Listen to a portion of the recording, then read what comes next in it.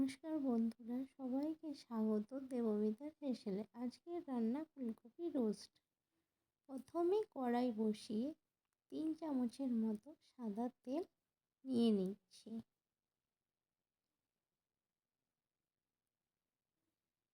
তেলটা হালকা গরম হয়ে গেলে পেঁয়াজ কুচিগুলো হালকা ভেজে নিচ্ছি। এরপর কাঁচা লঙ্কাগুলো দিয়ে দিচ্ছি। একটু নাড়াচাড়া করার পর ভিজিয়ে রাখা কাজু বাদাম, চালমগজ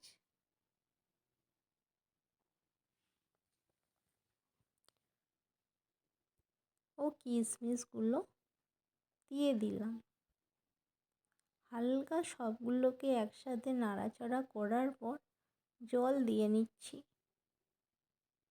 যাতে এগুলো ভালোভাবে সেদ্ধ হয়ে যায়। ঠিক এই রকম ওটাকে ঠান্ডা করতে দিয়ে আবারও কড়াই বসিয়ে দিলাম। তার মধ্যে অল্প বাটার ও সাদা তেল দিয়ে ফুলকপিগুলোকে লাল লাল করে ভেজে নিচ্ছি। ঠিক এইভাবে একটি পাত্রে সবগুলোকে তুলে নিলাম। আবারও কড়াইতে 3-4 চামচের মতো তেল নিচ্ছি। তেলটা গরম হওয়াতে ফোড়নে শুকনো লঙ্কা ও গোটা গরম মশলা দিয়ে দিচ্ছি।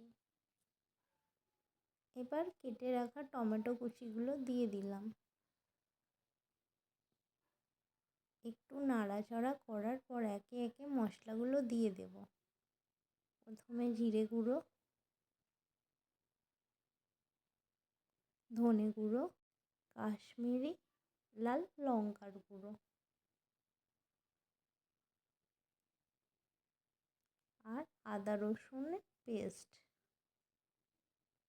2 চামচের মতো। অল্প পরিমাণে নুন দিয়ে একটু সব কিছুগুলো মিশিয়ে নেব। তারপর ওই ঠান্ডা করে রাখা সবগুলোকে পেস্ট করে নিয়েছি মিক্সিতে, ওটা দিয়ে দিলাম।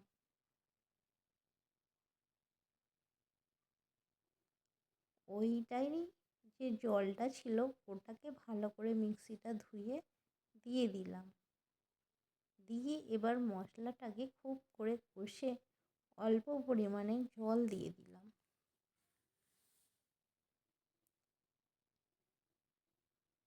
ওটা ফুটে গেলে ফুলকপিগুলো দিয়ে নিচ্ছি। আর হাফ বাটি দুধ ওপর থেকে দিয়ে দিলাম। এবার সব কিছুগুলো মিক্সড করে ফুলকপিগুলো সেদ্ধ হয়ে গেলে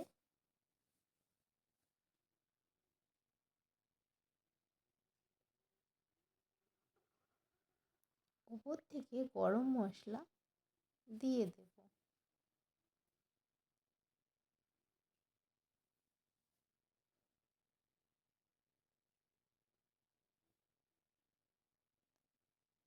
ফুলকপিগুলো দেখুন একটাও ভাঙেনি। তৈরি হয়ে গেল আমাদের ফুলকপি রোস্ট।